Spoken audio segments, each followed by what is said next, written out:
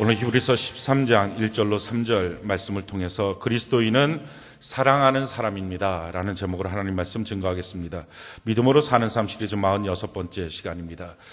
오늘부터 이제 히브리서 13장 말씀을 우리가 같이 은혜를 나누게 될 텐데 히브리서의 말씀의 마지막 장에 해당됩니다. 그래서 이번 주, 다음 주, 그 다음 주 이게 울리죠? 왜 이렇게 3주에 걸쳐서 말씀을 나누게 될 것입니다. 이번 주와 다음 주에 대해서는 우리가 삶을 살아야 될 삶의 모습, 목표에 대해서 말씀을 드리고 마지막 주에 가서는 마지막 믿음으로 사는 삶에 대한 당부, 권면의 말씀에 대해서 같이 말씀의 은혜를 나누겠습니다.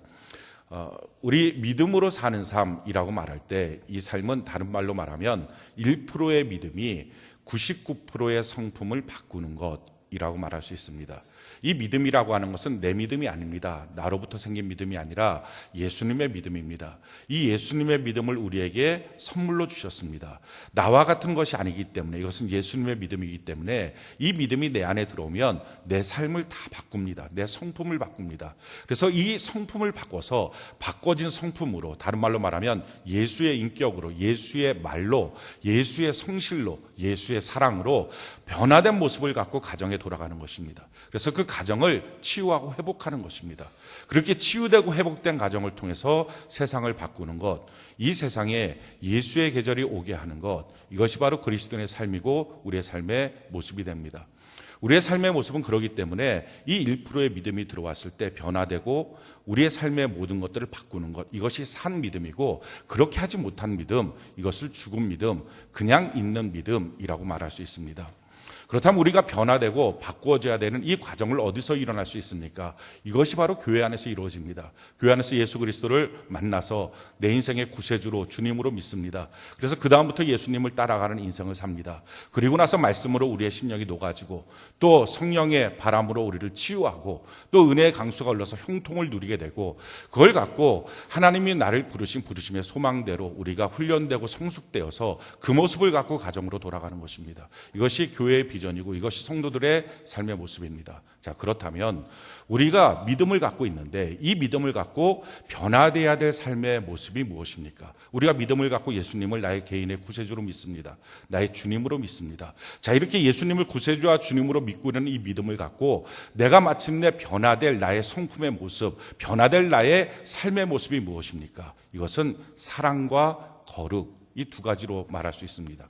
오늘 이번 주에 사랑에 대해서 같이 말씀의 은혜를 나누고 다음 주에 거룩에 대해서 말씀의 은혜를 나누겠습니다.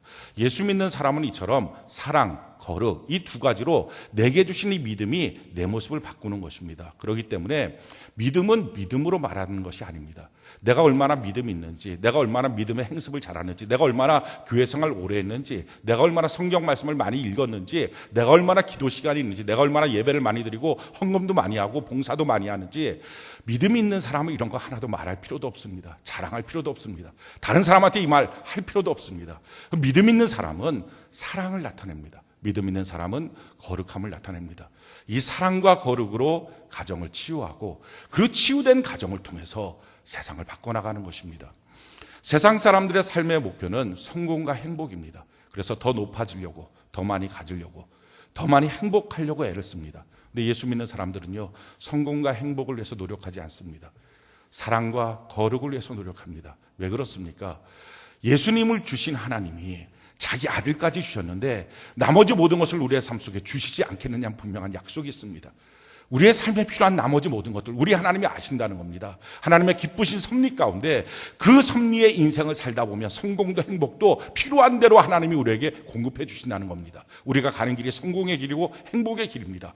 그렇기 때문에 차원 낮게 세상 사람들처럼 아버지가 없는 고아들처럼 성공과 행복을 위해서 몸부림치며 사는 인생이 아니라 이건 당연히 마땅히 우리가 누리는 것이기 때문에 하나님 안에서 더 고차원적인 삶, 사랑과 거룩을 위해서 우리 인생을 살아가는 것입니다. 또 한 가지, 이렇게 사랑과 거룩을 위해서 우리 인생을 살아가면, 먼저 그의 나라와 그의 의를 구하면 나머지 모든 것을 우리에게 더하여 주시게 될 줄로 믿습니다. 그것이 바로 예수 믿는 삶의 모습입니다. 그래서 예수 믿는 삶이 성공하기 위해서, 더 행복하기 위해서, 그래서 교회 나오고, 그래서 예수 믿고, 그래서 기도하고, 그것 때문에 안달복달 내고, 그것이 이루어지면 자랑하고, 그것이 안 되면 낙심하고, 그것은 예수 믿는 삶이 아닙니다. 성공과 행복, 그럼 마땅히 아버지가 자기 자녀에게 주는데, 만왕의 왕이신 하나님이 마땅히 자녀에게 주는 것, 이것 때문에 인생 살고, 이것 때문에 노력하고, 이것 때문에 신앙생활하고, 이것 때문에 자랑하고, 이건 예수 믿는 삶의 모습이 아닙니다. 당연히 주실 것을 그냥 감사로 누리고요, 그것보다 더 먼저 하나님의 자녀답게 사랑하는 사람, 거룩한 사람, 이걸 갖고 가정에 돌아가야 됩니다. 오늘날 가정이 문제가 된 이유가 뭡니까? 사랑이 없어서요. 오늘 가정의 문제가 무엇입니까? 거룩함이 없어서입니다. 예수 믿는 사람은요, 사랑으로 시작된 사람입니다. 우리가 다 십자가 앞에서 구원을 받았습니다. 십자가가 뭡니까? 하나님의 사랑입니다. 내 인생 전체를 합쳐봤자 하나님 앞에 범죄하고 죽을 수밖에 없는 죄인인데, 죽을 수밖에 없는 나를 대신해서 하나님 아버지가 자기의 아들 독생자 예수의 피를 다 뽑아서 그걸 우리에게 주셔서 우리를 살려주셨습니다. 우리를 구원해 주셨습니다. 그 사랑을 받아서 예수님 나의 구세주가 됐고요, 저주가나 질병을 끊어주시고, 오늘도 기도하면 하나님 응답하시고, 오늘도 주의 말씀을 주셔서 우리를 인도하시고, 우리의 주님이 되어주셔서 우리를 책임지시고 인도하십니다. 이 사랑 가운데 우리가 예수 믿고 구원받고 지금 사는 것입니다. 예수 믿는 삶이라는 것은 한마디로 말하면 사랑으로 시작된 삶, 그 사랑을 완성하는 삶이다 라고 말할 수 있습니다. 성경이 우리에게 이렇게 말합니다. 고린도서 13장 1절로 3절에 내가 사람의 방언과 천사의 말을 할지라도 사랑이 없으면 소리나는 구리와 울리는 꽹과리가 되고, 내가 예언하는 능력이 있어 모든 비밀과 모든 지식을 알고 또 산을 옮길 만한 모든 믿음이 있을지라도 사랑이 없으면 내가 아무것도 아니요, 내가 내게 있는 모든 것으로 구제하고 또 내 몸을 불사르게 내줄지라도 사랑이 없으면 내게 아무 유익이 없느니라. 우리가 분명히 알아야 됩니다. 방언하고 신비적인 능력을 갖고 있고 성령의 은사를 수없이 갖고 있다 할지라도, 천사의 말을 할지라도 사랑 없으면 아무것도 아니다. 울리는 꽹과리만도 못한 거다. 그리고 이렇게 말합니다. 내가 예언하는 능력이 있고 모든 비밀을 알고 모든 지식을 알고 믿음의 큰 능력을 갖고 있다 할지라도 사랑이 없으면 아무것도 아니다. 정말 믿음이 있다면요, 자기의 신비한 능력들, 은사들 자랑할 필요도 없습니다. 그거 자랑하지도 않습니다. 그거 자랑하는 사람들이 진짜 믿음이 아니고 가짜 믿음인 것입니다. 내가 전에 이런 은사 받았어요, 내가 전에 이런 신비한 능력이 있었어요, 이거 다 가짜입니다. 진짜는요, 그런 말할 필요가 없습니다. 그렇게 해서 내게 주어진 그 믿음을 갖고 지금 누군가를 하나님의 사랑으로 사랑하고 있는 겁니다. 그게 진짜입니다. 또한 말합니다. 내가 내게 있는 모든 것으로 구제하고 또 내 몸을 불사르게 내줄지라 사랑이 없으면 내게 아무 유익이 없느니라. 내가 누군가를 구제하고 내 몸을 던져버리는 궁휼한 모습이 있다 할지라도 진짜 사랑이 없으면 아무 소용이 없다. 우리가 이 사실을 분명히 알아야 됩니다. 교회에서 믿음을 받고 믿음이 커져나갑니다. 그 믿음을 갖고 무엇이 드러나야 됩니까? 사랑이 드러나야 합니다. 자, 그렇다면 이 사랑이 뭡니까? 하나님이 우리에게 주시는 이 사랑이 뭡니까? 우리가 나타내야 될 사랑이 뭡니까? 이 사랑을 알기 위해서는 내가 지금까지 갖고 있었던 육신의 사랑들, 다른 말로 말하면 정욕이라고 말하는 것, 이걸 다 내려놔야 됩니다. 내가 알고 있는 사랑의 지식을 내려놓지 않으면 진짜 사랑을 알 수 없습니다. 하나님이 말씀하시는 진짜 사랑, 그게 뭡니까? 고린도전서 13장 4절로 7절에 이렇게 말씀합니다. 사랑은 오래 참고 사랑은 온유하며 시기하지 아니하며 사랑은 자랑하지 아니하며 교만하지 아니하며 무례히 행하지 아니하며 자기의 유익을 구하지 아니하며 성내지 아니하며 악한 것을 생각하지 아니하며 불의를 기뻐하지 아니하며 진리와 함께 기뻐하고 모든 것을 참으며 모든 것을 믿으며 모든 것을 바라며 모든 것을 견디니라. 사랑에 대해서 세 가지로 분명하게 설명합니다. 제일 첫 번째, 4절에 보니까 사랑은 오래 참고 사랑은 온유하며 시기하지 않으며 사랑은 자랑하지 않으며 교만하지 않으며, 사랑이라는 것은 자기중심적인 것이 아니다라는 것입니다. 사랑은 내 중심이 아니라 타인 중심적이에요. 그 사람 중심적이라는 거예요. 오래 참는 것. 사랑은요, 내가 무슨 열정이 있어서 막 끌어올랐다가 한순간에 확 식어버리고 내 마음대로 움직여지는 게 사랑이 아니라는 것입니다. 내 뜻대로, 내 하고 싶은 대로. 사랑은 시기하고 자랑하고 자기를 나타내고 교만하고, 이게 아니라 자기가 아니라 타인 중심. 그래서 사랑을요, 말할 때 내 중심이 아닌 거예요. 오늘날 젊은이들한테 너무 사랑한다고, 그래서 결혼한다고, 그래서 어떻게 사랑하는 거냐고 물어봐요. 그럼 이렇게 말합니다. 내가 만났던 많은 사람들 중에 그 사람만이 나를 가장 많이 위해줬어요. 얼마나 자기중심적입니까? 그러니까 이런 자기중심적 사랑을 갖고 결혼을 하니까, 결혼하고 난 다음에 결국은 그 사랑에 배신감을 느끼고 그 사람 때문에 깨지고 그 사람 때문에 상처 주고, 그건 가짜 사랑이에요. 그건 육신의 정욕입니다. 그게 아니라 진짜 사랑 배워야 됩니다. 하나님의 사랑. 내 중심이 아니라 타인 중심 사랑. 두 번째 사랑을 성경은 뭐라고 설명합니까? 5절에 보니까 무례히 행하지 아니하며 자기의 유익을 구하지 않으며 성내지 아니하며 악한 것을 생각하지 않으며. 사랑은요 예의 바른 겁니다. 눈살 찌푸리게 하는 게 아닙니다. 오늘날 젊은이들 보면 자기 사랑을 표현한다고 길거리에서 아무 때나 정말 눈살 찌푸리게 행동을 합니다. 그러면서 서로 사랑한다고 말합니다. 그건 사랑이 아니라는 것입니다. 사랑은 예의 바른 거예요. 사랑한다는 이유로 성내거나 사랑한다는 이유로 함부로 말하지 않습니다. 자기 자녀를 사랑하기 때문에 내가 너한테 이러는 거야 막 욕하고 말하지 않습니다. 자기 아내, 자기 남편 사랑한다고 함부로 말하고 폭력을 행사하고 왜 그렇게 했냐고, 내가 널 사랑해서 그렇다고. 그거 사랑 아닙니다. 사랑은요 무례하게 행하지 않습니다. 사랑은요 예의 바르게 행합니다. 사랑은요 이처럼 부드럽게 그 사람을 배려해 줄 줄 압니다. 그게 사랑입니다. 사랑하면요 어떤 사람들은, 젊은이들은 이런 잘못된 착각들을 해요. 멀리 있다가 점점 친밀해지면 반말하기 시작해요. 그게 친하다는 표현이에요. 아니에요. 사랑하면 서로 존중해 주는 거예요. 결혼하고 사랑하면 서로 존댓말 써주는 거예요. 이게 진짜 사랑이에요. 우리 이 사랑을 배워야 됩니다. 세 번째, 성경이 우리에게 말하는 사랑이 뭡니까? 6절에 보니까요, 불의를 기뻐하지 않으며 진리와 함께 기뻐하고 모든 것을 참으며 모든 것을 믿으며 모든 것을 바라며 모든 것을 견디리라. 사랑은요 불의 가운데 있는 것이 아니에요. 사랑은 불의로부터 있지 않아요. 그러기에 사랑은요 간음이 아니에요. 사랑은요 간통이 아니에요. 사랑은요 음란이 아니에요. 청년들 혼전순결 조심해야 됩니다.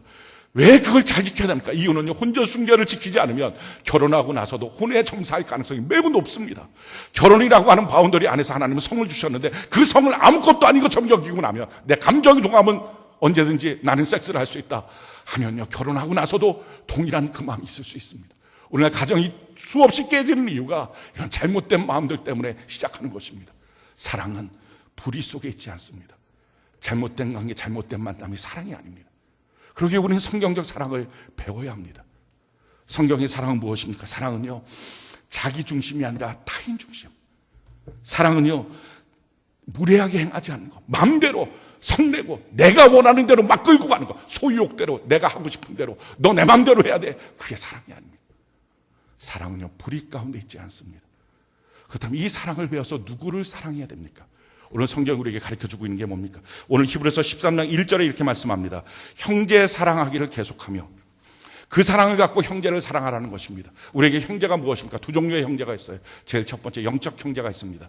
예수 믿고 구원받습니다. 예수님을 나의 개인의 구세주와 주님으로 믿고 고백합니다. 그럼 그때부터 하나님이 우리의 아버지가 되시고, 그러고 나서 보면 나보다 먼저 예수 믿은 형제들이 있습니다.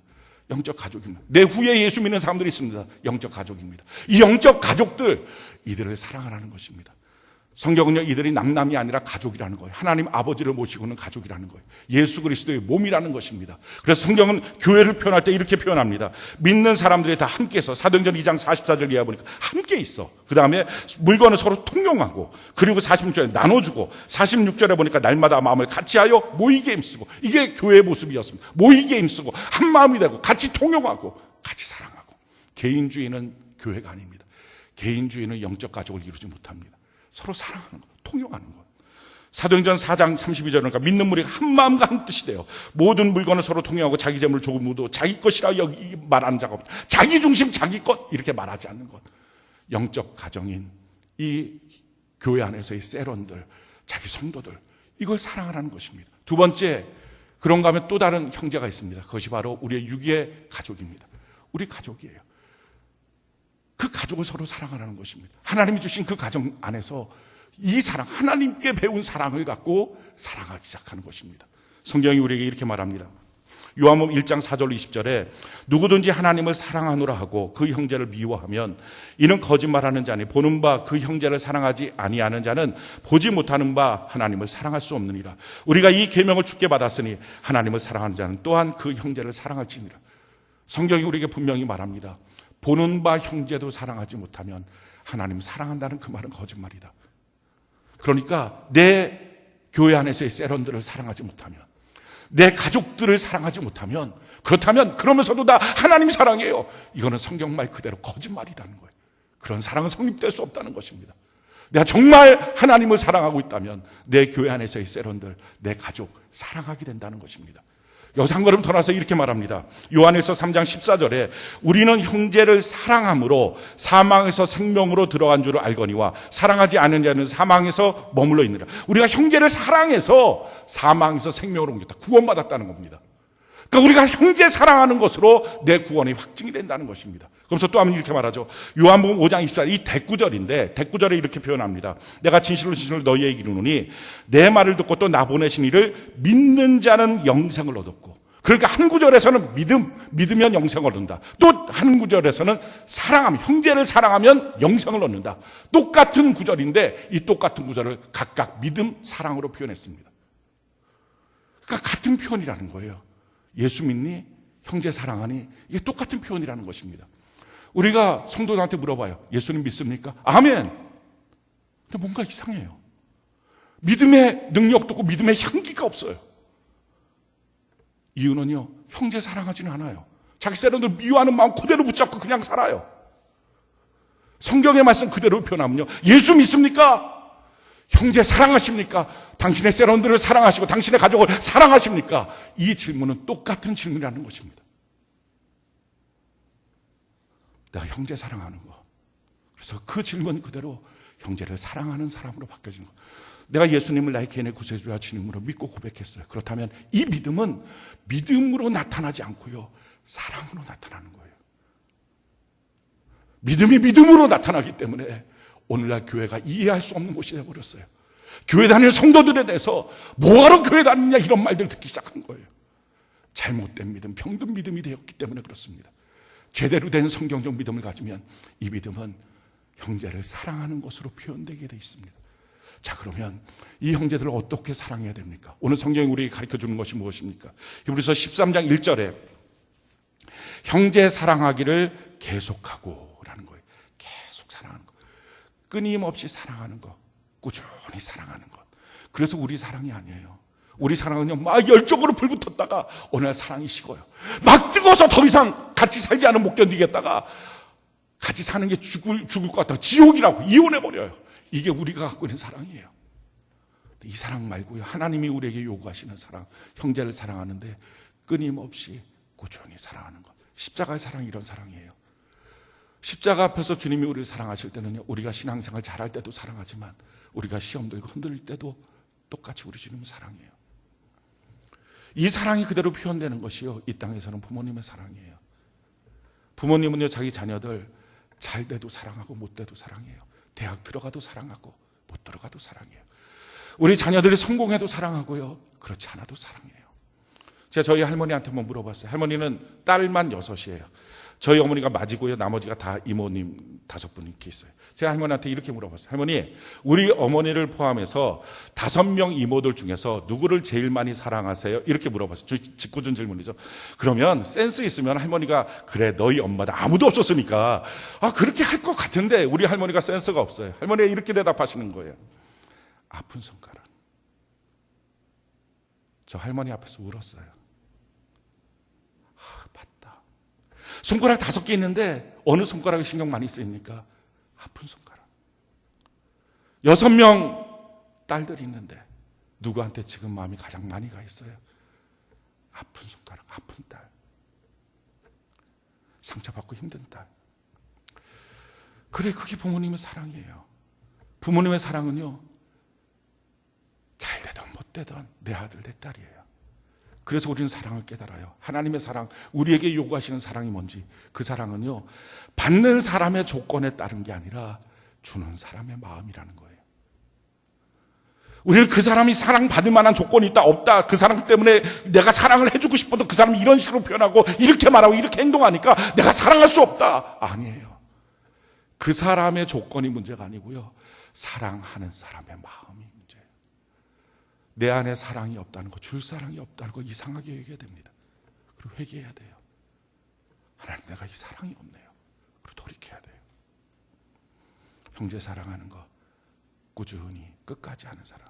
두 번째, 우리에게 무엇라고 사랑을 요구하십니까? 2절에 보니까요, 손님 대접하기를 잊지 말라. 이로써 부지 중에 천사들을 대접한 이들이 있었느니라.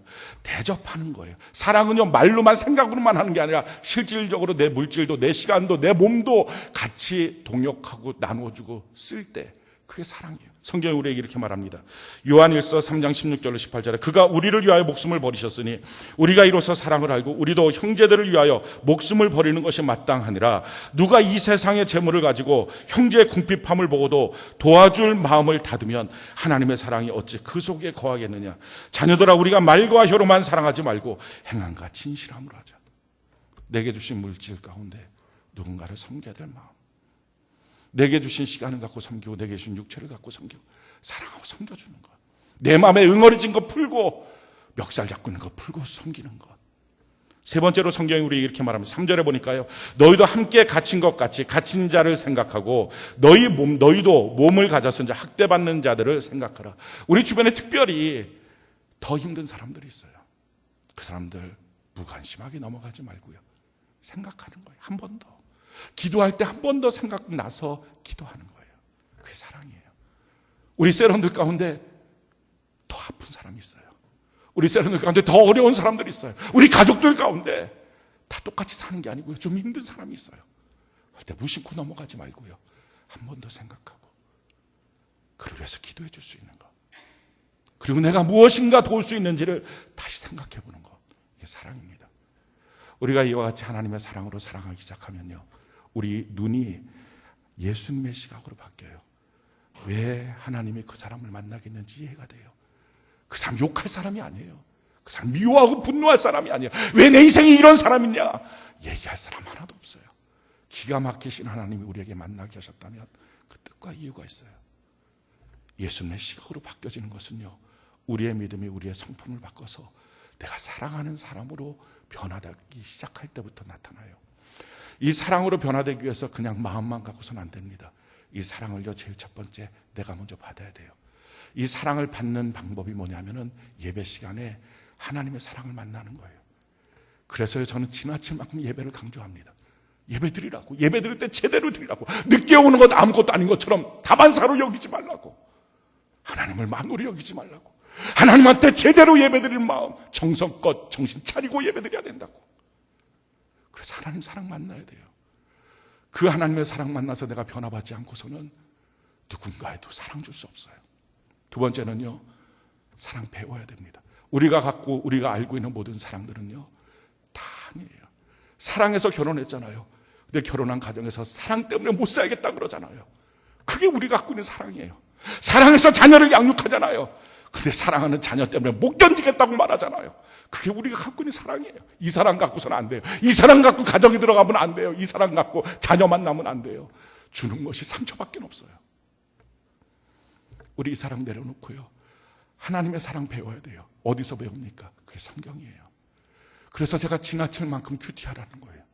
큐티할 때 이곳저곳 지 맘대로 큐티하지 말고요, 창세기부터 요한계시록까지 꾸준히 읽어가십시오. 성경 하루에 3장이면 3장, 10장이면 10장, 1장이면 1장 읽어가십시오. 예수 믿고 구원받고 예수님의 주되심을 인정하고 있다면요, 반드시 큐티하라고, 반드시 예배드리라고 제가 너무 지나칠 만큼 얘기합니다. 왜 그렇습니까? 그렇지 않으면요, 사랑을 못 배우면 예수 믿고 구원받고 나서도 가정에 돌아갈 때는 똑같은 예전에 내가 갖고 있던 육신적 사랑으로 들어가요. 그래서 누가 날 더 잘해주나, 누가 나한테 좋은 말 해주나, 누가 나한테 행복하게 말하나, 이것 때문에 왔다 갔다 버리고 자기중심적인 사랑 변하지 못하고 자기가 사랑한다는 이유로 자기 가정 지 맘대로 흔들어 버리고, 그렇게 해서 상처받은 가정, 예수 믿고 구원받아도 치유가 안 돼요. 우리가 아까 불렀던 찬양 가운데 이런 찬양이 있어요. 먼저 믿은 사람들 예수 사랑 가지고 나타내지 않으면 저들 실망하겠네. 사랑하는 성도 여러분, 더 이상 기다릴 틈이 없지 않습니까? 지금도 깨어져가는 가정들, 무너져가는 우리의 다음 세대들, 이 사회 언제까지 기다리라고만 하고 나는 내 마음대로 신앙생활 하겠습니까? 우리가 예수 그리스도를 믿고 구원을 받았으면, 그리고 예배 드린다고 교회를 가면 나머지 가족들은 기대하지 않겠습니까? 그가 돌아왔을 때 무엇을 보여줄까? 근데 믿음 자랑만 하고, 성경 읽은 자랑만 하고, 교회에서 봉사한 자랑만 하고, 자기하고는 아무 상관이 없는데, 사랑 없어서 깨어지고 찢겨진 마음으로 가만히 있었는데 자기한테는 아무것도 없고 도리어 요구만 하고, 너 예수 믿어, 너 교회 가. 교회가 생각이 나겠습니까? 믿음이 사랑으로 변화되지 않으면 그것은 죽은 믿음입니다. 큐티하십시오. 정신 차리고 제대로 큐티하십시오. 그래서 사랑 배우십시오. 마지막으로는요, 그렇게 마음만 갖고 지식만 갖고 있다고 가정에 돌아가서 사랑을 내가 하겠다고 하면 백전백패입니다. 왜냐하면 지금까지 내가 망쳐놓은 게 너무 많아요. 아내하고 남편하고 부모하고 자녀들에게 내 잘못된 사랑을 갖고 내가 깨트려버린 게 너무 많아요. 내가 했던 말들이 너무 많아요. 그런데 내 입술이 안 변하고 내 모습이 안 변하고 내 얼굴이 안 변하고 내 눈빛이 안 변하고 그냥 돌아가면요, 백전백패예요. 그래서 우리는 연습해야 돼요. 훈련해야 돼요. 그게 셀이에요. 셀 안에서 사랑을 연습하는 것. 제가 지나칠 만큼 셀 예배 참석하라 그럽니다. 심지어는 셀 예배 참석하지 않는 사람들은 성도도 아니라고 막 내가 이런 식으로 말해요. 교회 나왔는데 예수 믿었는데 예수 믿은 지 한참 됐는데 하나님의 사랑을 배우지 못하고 그 사랑을 나타내지 못하고, 그래서 하나님의 사랑으로 단 한 명 누군가를 사랑하지 못하고 있다면, 그런 마음의 능력도 여유도 없는 믿음이라면 그 믿음 때문에 얼마나 많은 사람들이 실망합니까? 우리 이제 더 이상 우리 가정을 기다리게 하지 말고요, 우리 더 이상 이 땅 이 사회를 기다리게 하지 말고, 내가 기도하고 있다고 말하면 기도의 결실이 가장 먼저 응답이 자기 자신 아닙니까? 내가 기도하고 있다고 말하고 있다면 변화된 자기 자신이 가야 되지 않습니까? 그래서 그 가정을 바꿔야 되지 않습니까? 그래서 그 변화된 사랑으로 섬겨야 되지 않습니까? 이것이 오늘 하나님이 우리에게 요구하시는 것입니다. 사랑하는 성도 여러분, 믿음으로 사는 삶은요, 1%의 믿음, 하나님이 주신 은혜의 믿음, 이걸 갖고 이제부터 사랑의 사람으로 바뀌어지는 것입니다. 오늘 말씀이 우리에게 거울이었으면 좋겠어요. 내 모습을 비춰봐서 돌이킬 거 돌이켰으면 좋겠어요. 오늘 말씀이 내게 비전이면 좋겠어요. 창이었으면 좋겠어요. 그래서 이제는 내가 지금까지 이렇게 자기중심적 잘못된 사랑으로, 왜곡된 사랑으로, 병든 사랑으로 살았다면 이제 말씀 그대로 내가 교회 안에서 예배 때 주님 만나고 사랑의 주님 만나고 큐티하면서 사랑을 배우고 셀로 모여서 사랑을 연습하면서, 그래서 성숙된 모습으로 이제는 내 가정을 살리고 이 땅을 예수의 계절로 바꾸겠습니다. 우리가 결단하는 오늘 이 시간 되기를 예수님 이름으로 축원합니다.